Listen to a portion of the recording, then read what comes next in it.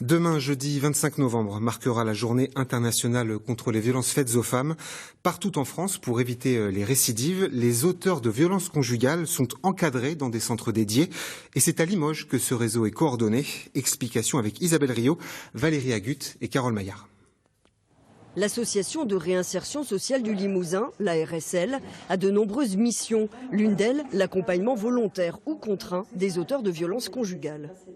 Le plus important, c'est entre guillemets, c'est de déjà admettre qu'on a un problème. L'éloignement, plus le soin, plus tout ça, et là, on se remet vraiment en question et puis on se rend compte que ces actes, en fait, peuvent avoir de très graves conséquences. La grande majorité des auteurs de violences sont des hommes. Ici, des éducatrices spécialisées les aident à comprendre ce qui déclenche le passage à l'acte pour prévenir le risque de récidive. À un moment donné, la personne, elle a agi. Par exemple, sa colère ou un sentiment d'injustice ou d'impuissance, la peur d'une séparation, l'échec, l'abandon, etc.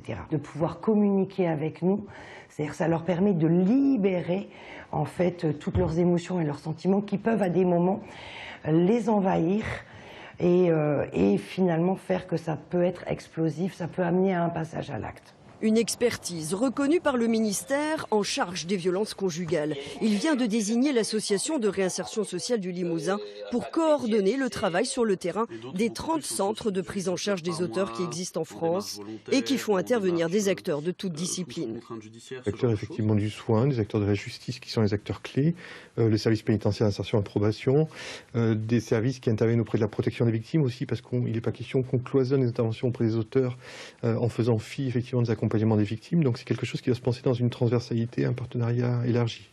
Un numéro vert existe désormais à la disposition des auteurs pour poser des mots avant l'irréparable.